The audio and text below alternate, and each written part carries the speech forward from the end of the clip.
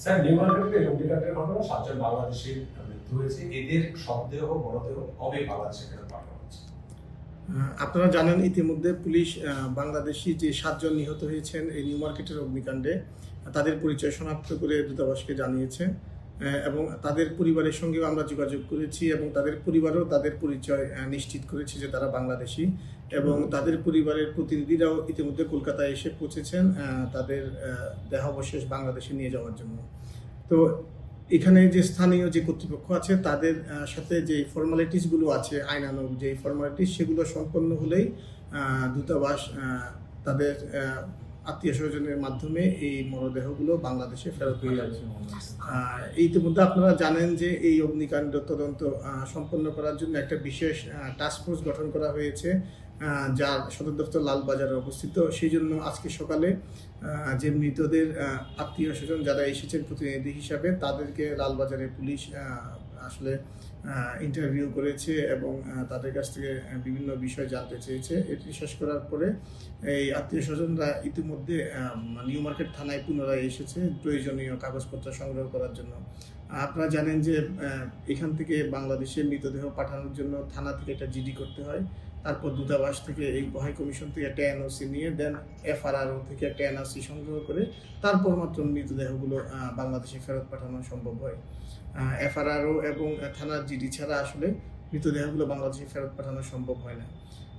পুলিশে যেহেতু বিশেষ তদন্ত চলছে সেই জন্য তারা জিডি দিতে একটু বিলম্ব হয়েছে। আশা করছি আমরা আজকে দুপুরের মধ্যেই জিডিগুলো ইস্যু হয়ে যাবে। জিডি ইস্যু হয়ে গেলে আশা করছি আমরা এফআরআরও যে এনওসি আছে সেটা আমরা খুব শীঘ্রই পেয়ে যাব এবং আজকে বিকেলের মধ্যে আমরা 5টি মৃতদেহ কুষ্টিয়ায় একই পরিবারের 4 জন এবং সাতক্ষীরার জনাব এস এম আলিমুজ্জামানের মরদেহ আমরা তার আত্মীয় স্বজনের মাধ্যমে বাংলাদেশে ফেরত পাঠাতে পারবো বলে আমরা আশা করছি। ইতিমধ্যে পররাষ্ট্র মন্ত্রণালয় যে সকল যাদের আত্মীয় স্বজন পররাষ্ট্র মন্ত্রণালয়ের সহযোগিতা চেয়েছেন এবং দূতাবাসের সহযোগিতা চেয়েছেন তাদেরকে আমরা আর্থিকভাবে এবং লজিস্টিক সহায়তা দিব বলে আশ্বাস দিয়েছি এবং সেই অনুযায়ী আমরা ব্যবস্থা নিয়েছি এবং সরকারি খরচেই তাদের মরদেহগুলো ভারত থেকে বাংলাদেশে স্থানান্তর করা হবে। আজকে কি বডিগুলো যা পাঠানো সম্ভব হবে? কারণ বিকেল 6টা পর্যন্ত তো সীমান্ত খোলা থাকে, তারপর সম্ভব কি না আগামীকাল? এটা তো টেকনিক্যাল বিষয়, মানে আমরা আসলে এখনো পর্যন্ত অপেক্ষা করছি থানা থেকে জিডিটা ইস্যু করার জন্য। থানা থেকে জিডি ইস্যু করা হলেই আসলে আমরা তাদেরকে পাঠিয়ে দিবে এফআরআরওতে এবং এফআরআরও তাদের এনওসি ইস্যু করলে সেই লাশগুলো বাংলাদেশের উদ্দেশ্যে রওনা হয়ে যাবে। যেহেতু বর্ডার 6টা পর্যন্ত খোলা থাকে এবং ইতিমধ্যে 2টা বেজে গেছে, সুতরাং টেকনিক্যালি আমার মনে হচ্ছে যে আসলে এটা হয়তো সম্ভব হবে না আজকে। তবে আজকে আমরা সব ফর্মালিটিসগুলো সম্পন্ন করে রাখবো যাতে আগামীকাল সকালের মধ্যে ফার্স্ট আওয়ারেই এই মৃতদেহগুলো বাংলাদেশের পথে রওনা হয়ে যেতে পারে। আর যদি এর মধ্যে যদি জিডি এবং এফআরআর এনওসিগুলো যদি ইস্যু হয়ে যায় এবং এখান থেকে হয়তো বোমরা যেতে মাত্র 3 ঘন্টা লাগে, সেটা হয়তো চলে যেতে পারবে এর মধ্যে। আর যদি নিতান্তই না পারে তবে কালকে আমরা এটা তাদেরকে সহায়তা করবো, কালকে প্রথম আওয়ারেই যাতে এই মৃতদেহগুলো বাংলাদেশে চলে যেতে পারে। বিশেষ ব্যবস্থাপনা কি সম্ভব কিনা, মানে এটা তো একটা স্পেশাল কেস? আপনি জানেন যে ইমিগ্রেশন এবং কাস্টমস এদের বিশেষ ব্যবস্থা করতে হলে কেন্দ্রীয় সরকারের অনুমতি লাগে। আসলে মানে এই অফিস আওয়ারের শেষে কেন্দ্রীয় সরকারের অনুমতি দেওয়া সম্ভব না। সুতরাং এই জটিলতাটা তৈরি না করে আমরা কালকে সকালেই হয়তো ওদেরকে ফেরত পাঠাতে পারবো যদি অন্য কোনো জটিলতা তৈরি না হয় এর মধ্যে। আমার আরেকটা প্রশ্ন, শেষ প্রশ্ন আমার দিক থেকে। একটা দুর্ঘটনা ঘটলো, এর আগে বহু বাংলাদেশি পর্যটকরা বিভিন্ন সময় অভিযোগ করতেন এই অব্যবস্থাপনা, হোটেল পাড়ায় প্রচুর সংখ্যক বাংলাদেশিরা আসেন। এই ঘটনার পর কি বিশেষ করে আপনাদের সঙ্গে সমন্বয় বাড়বে কিনা, প্রশাসনের কোনো কথা হয়েছে কিনা? আসলে এই প্রশ্নটা আপনাদের করতে হবে স্থানীয় প্রশাসনের কাছে। তবে আমরা দেখতে পাচ্ছি যে মানে একটা মানে পরিবর্তনের আভাস দেখা যাচ্ছে। মাননীয় মুখ্যমন্ত্রী উনি এই দুর্ঘটনার পরেই যে পরিবর্তনের ইঙ্গিত দিয়েছেন এবং উনি ফায়ার ব্রিগেডকে নিয়মিত যে কমপ্লায়েন্স অডিট এবং স্থানীয় প্রশাসনকে যে হোটেলগুলো আছে এবং রেস্টুরেন্টগুলো আছে এগুলোতে কমপ্লায়েন্স করার ব্যাপারে নির্দেশ দিয়েছেন।